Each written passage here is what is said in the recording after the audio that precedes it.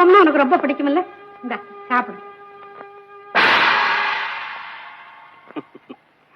இறைவா, எப்பொழுது வருவாய், உனக்கு அப்பம் சுட்டு தருவேன் என்று அன்பொழுக கேட்டவன். இந்த அப்பத்தை தரவா நாய் கேட்டாய், நேரம் கேட்டாய். நஞ்சை எனக்கு அளிக்கவில்லை, தனக்கே நஞ்சிட்டுக் கொண்டாய். தன் வினை தன்னை சுடும், ஓட்டப்பம் வீட்டை சுடும்.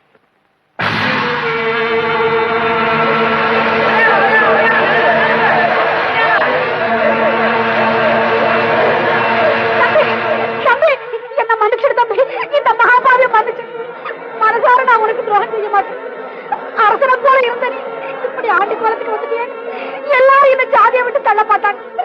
அந்த கொடுமையை பொறுக்க முடியாம என் புள்ள குட்டைக்கு வாழணுங்கிறதுக்காக உனக்கு தீங்கு செஞ்சுட்டேன் தம்பி.